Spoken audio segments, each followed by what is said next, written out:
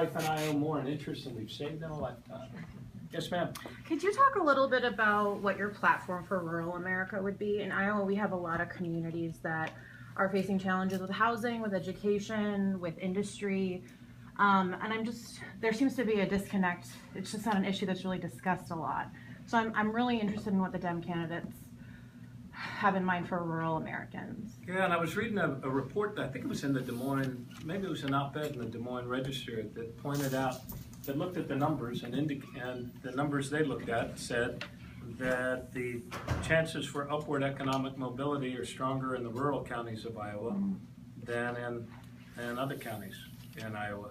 But the bottom line is, in our state, we used to have a saying that we are one Maryland. Yes, we have a big city like Baltimore with all of the big city and urban challenges, but we also have places like the Eastern Shore and Western Maryland that are very, very heavily and predominantly agricultural. And we found that some of the greatest innovations in education actually were coming out of the smaller rural areas that then we could take to scale, like in digital learning and the like. I think there's huge opportunities throughout rural America for the new green economy that we're moving to. I came out with a position which I'm told is now the gold standard for climate positions in the Democratic Party, where we all admit that climate change is real.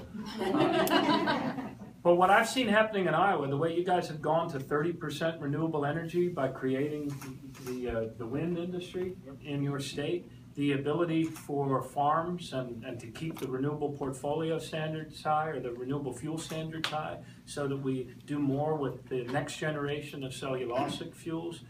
All of this sort of distributed energy future, I think, can be very, very strong for rural America and for people throughout, in small towns throughout our country.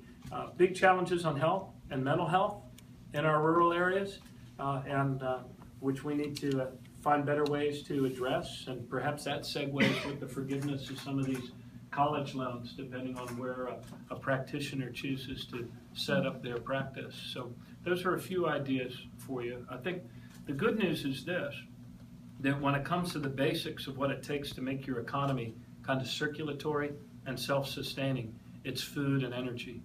That's true the world over.